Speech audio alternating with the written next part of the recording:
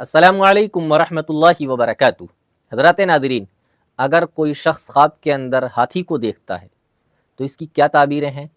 याद रखिएगा, मुफस्सिरीन और मुअब्बिरीन ने इसकी 6-7 ताबीरें लिखी हैं जो मैं आपकी खिदमत में पेश कर रहा हूँ। तवज्जो से सुनिएगा। अगर कोई शख्स ये देखता है कि हाथी ने अपना पाँव उसके सर पर रखा है और उसको मार डाला है तो दलील है कि उसकी मौत करीब है। अगर कोई शख्स ये देखता है कि हाथी ने अपना पाँव, अपना पैर उसके सर पर रख दिया और उसको मार डाला है तो ये इस बात की दलील है कि उस आदमी की मौत करीब है, उसे तौबा और इस्तिग़फ़ार करनी चाहिए।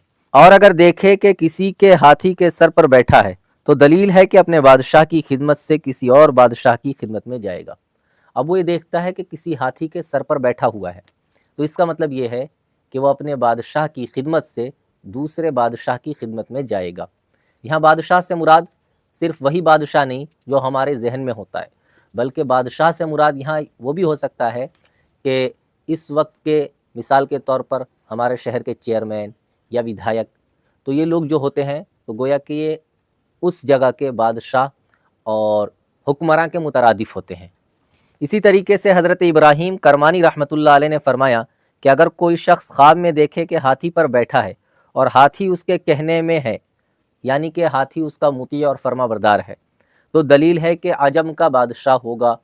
यानी अरब कंट्रीज़ को अरबी कहते हैं और अरब के अलावा जितने भी दुनिया के अंदर मुल्क हैं इन सब को अजमी कहते हैं। तो इसका मतलब ये है कि वो आदमी किसी अजमी जगह का बादशाह बनेगा। और अगर कोई ख्वाब में देखे कि हाथी का गोश्त खाता है तो दलील है कि उसी कदर अजम के बादशाह से मालो नेमत पाएगा। यानी अगर कोई देखता है कि वह हाथी के गोश्त को खा रहा है तो अब इसका मतलब ये है कि जो अजमी बादशाह है, अजमी तो आप समझ गए होंगे कि अरब के अलावा बाकी जितने ममालिक हैं वो अजम हैं, तो अजमी बादशाह से क्या पाएगा? मालो नेमत पाएगा। और अगर देखे कि हाथी की हड्डी या उसका कुछ चमड़ा उसके पास है तो भी यही दलील है कि उसको बादशाह से दौलत व माल मिलेगा। इसी तरीके से अगर देखे कि लड़ाई के वक्त उस पर बैठा है, यानी इस आदमी की लड़ाई हो रही और वह हाथी के ऊपर बैठा है, तो दलील है कि बड़े दुश्मन को मगलूब करेगा, यानी दुश्मन पर फतह पाएगा और दुश्मन से जीत जाएगा।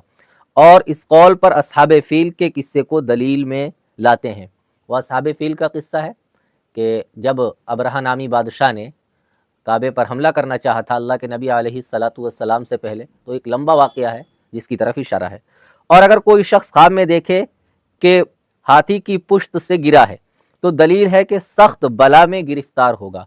कोई देखता है कि हाथी की पीठ से गिर गया तो इसका मतलब ये है कि उसको कोई मुसीबत, कोई परेशानी लाहिक होगी।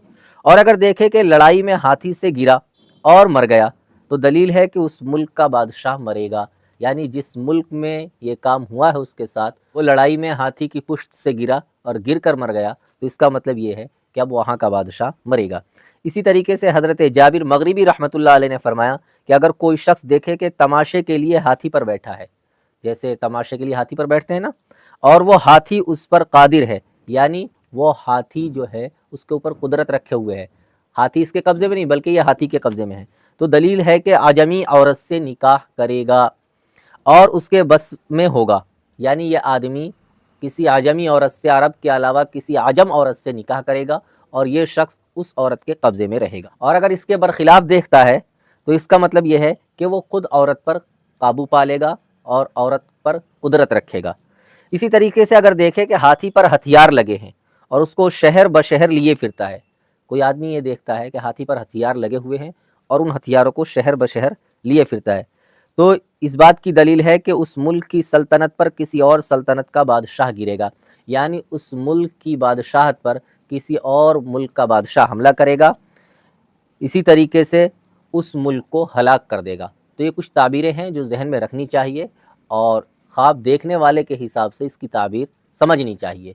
फ़क़त वस्सलाम।